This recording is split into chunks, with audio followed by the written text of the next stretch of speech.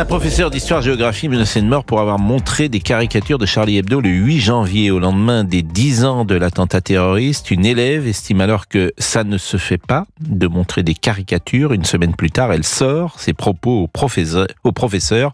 Un lycéen va venir vous tuer. La collégienne de 13 ans qui a proféré ces menaces parle d'une plaisanterie. Et nous sommes avec Paul-Édouard Laloy, qui est le procureur de la République de Montbéliard. Bonjour monsieur. Bonjour Pascal Pro. Et merci d'être avec nous. Où en est cette affaire ? Elle est terminée. D'un point de vue judiciaire, c'est déjà terminé.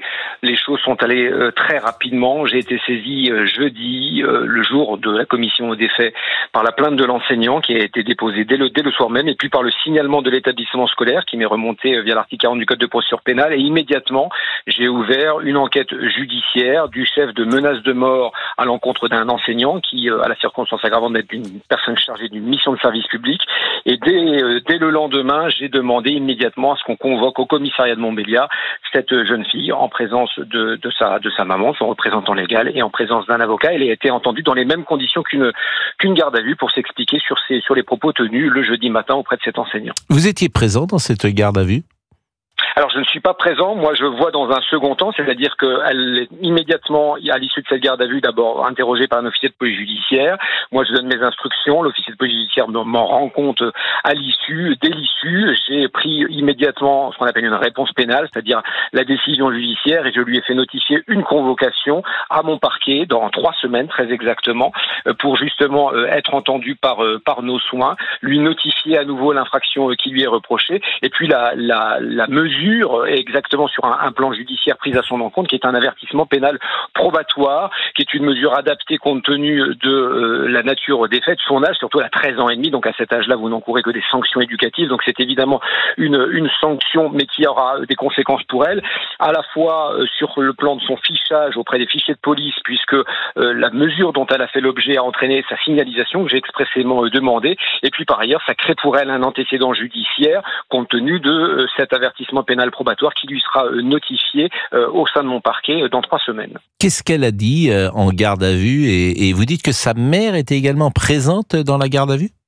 Sa mère assistait à l'audition comme tout représentant légal pour un mineur, et puis assistée d'un avocat, puisque c'est une obligation également s'agissant d'un mineur. Elle a tenu exactement les mêmes propos qu'elle avait tenus devant le chef d'établissement le jeudi après-midi, immédiatement après avoir été convoquée, dès lors que l'enseignant avait signalé sans délai l'incident qui s'était produit le matin même, à savoir qu'elle est allée effectivement voir son professeur d'histoire-géographie juste à la fin de ce cours, et faisant référence au cours d'instruction civique qui avait eu lieu le 8 janvier, très précisément, alors que cet enseignant avait fait le choix sans doute symbolique d'un cours sur la liberté d'expression en présentant différentes caricatures issues de Charlie Hebdo.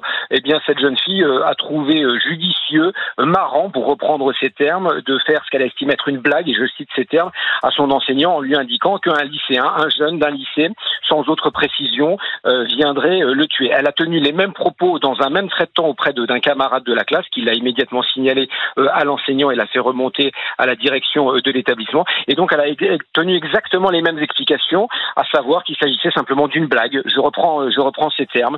Une blague. Elle estimait que sur le coup, ça pouvait être marrant, même si, effectivement, après la mise en route de la procédure disciplinaire d'un côté et la procédure pénale de l'autre, elle a fini rapidement par comprendre qu'il n'y avait rien de drôle dans tout ça. Alors, je suis évidemment pas un enquêteur, mais une question s'impose. Est-ce que cette famille est de religion musulmane ?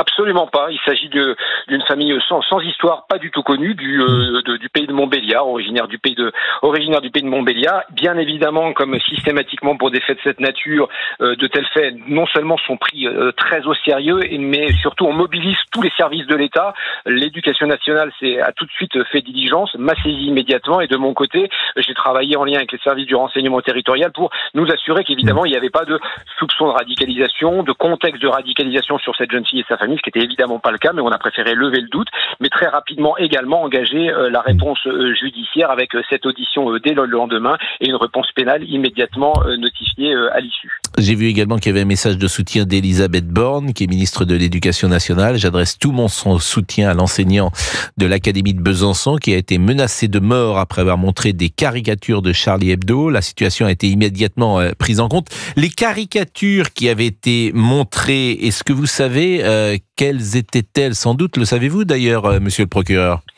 De toutes sortes, c'est ce qu'a expliqué l'enseignant. Il fait vraiment un cours général sur la liberté d'expression et il choisit de présenter à la fois des caricatures à connotation religieuse et il nous l'a précisé, des 3 religions monothéistes avec des représentations d'imams, de rabbins, de curés et puis des caricatures à connotation politique également. Donc il a précisé que c'était vraiment sur une thématique générale de caricature sans spécificité sur une ou plusieurs religions en particulier.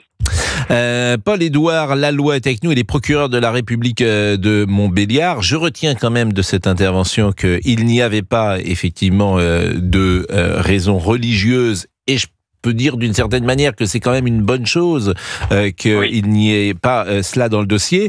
Je ne sais pas depuis combien de temps vous êtes magistrat, monsieur Lalloy, et depuis combien de temps vous faites ce métier de procureur? Depuis une quinzaine d'années, je suis procureur à Montbéliard depuis l'année dernière, mais je suis magistrat depuis une quinzaine d'années. Et je voulais savoir quel regard vous portez sur la société française, parce que nous, journalistes, finalement, nous en témoignons, mais nous ne sommes pas en prise directe avec cette société. En revanche, les policiers, les magistrats, parfois d'autres professions aussi, sont davantage en prise directe que nous. Dans les hôpitaux, peut-être aussi, on est en prise directe avec la société française, plus qu'avec un journaliste qui vient comme cela d'une manière, ponctuelle. Quel regard vous portez sur cette société et sur les délinquants criminels que vous avez aujourd'hui devant vous, monsieur le procureur? Pour ce qui nous occupe là, moi je porte un regard à la fois inquiet et interrogatif. Inquiet parce qu'on se rend compte qu'on a affaire à de plus en plus de situations de violence et de banalisation de cette violence chez des jeunes de plus en plus jeunes. C'est-à-dire, on a à la fois des commissions de fait dans les établissements scolaires, en marge des établissements scolaires, une grosse activité évidemment sur les réseaux sociaux. L'objectif là d'être à la fois réactif et de taper fort, j'ai pas du tout honte d'utiliser ces termes. On a voulu effectivement taper fort pour envoyer un message d'extrême fermeté à tous ces jeunes qui banalisent. Les propos en question ont été tenus à l'emporte-pièce de manière totalement banalisée, sans mesurer le moindre instant la portée qu'ils engendrent, le sentiment d'insécurité qu'ils génèrent, le sentiment de menace que ça crée chez la personne qui le reçoit, chez l'enseignant là en l'occurrence.